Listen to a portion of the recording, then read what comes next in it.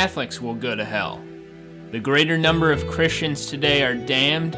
The destiny of those dying on one day is that very few, not as many as 10, went straight to heaven, many remain in purgatory, and those that were cast into hell were as numerous as snowflakes in midwinter. Blessed Anna Maria Taggi. Why do most Catholics go to hell? Bad confessions damn the majority of Christians. St. Teresa of Avila. Most priests go to hell.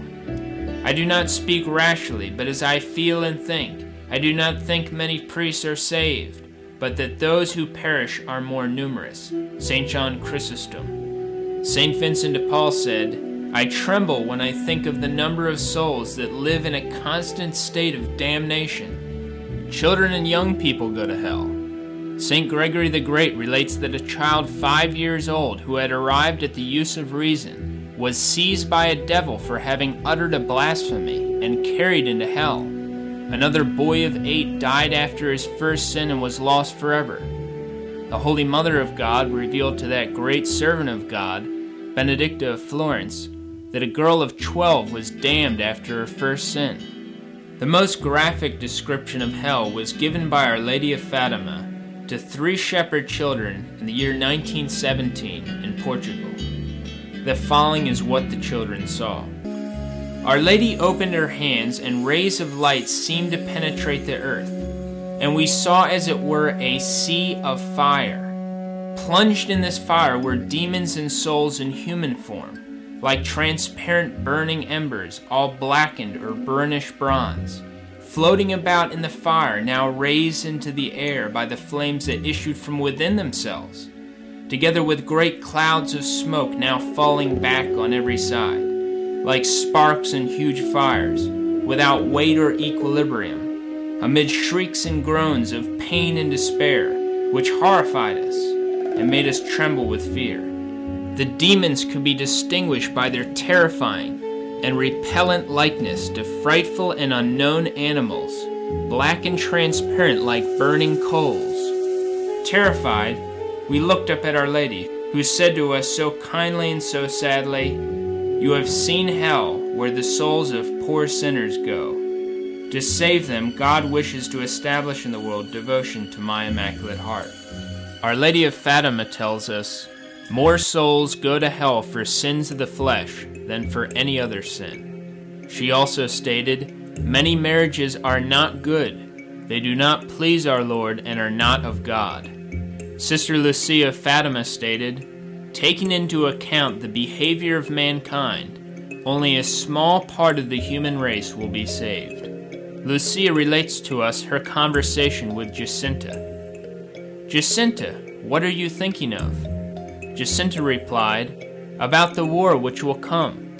So many people will die, and almost all of them will go to hell. Our Lord tells us that few are saved. Lord, are there few that are saved? But he said to them, strive to enter by the narrow gate, for many, I say to you, shall seek to enter, and shall not be able.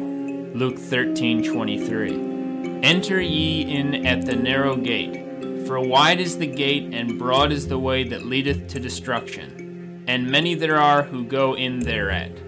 How narrow is the gate, and strait is the way that leadeth to life, and few there are that find it. Matthew 7:13. 1 Peter 4:18 says, and if the just man shall scarcely be saved, where shall the ungodly and the sinner appear? It is not that God does not love men, but men do not love God. It is not so much what men do, but what they fail to do that sends them to hell. It is not so much that they were bad, but more the case that they weren't good enough.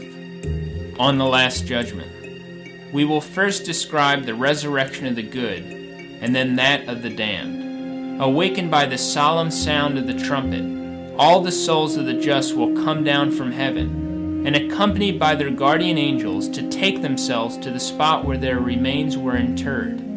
The graves will be open, and in them the bodies will be seen lying, incorrupt but yet lifeless.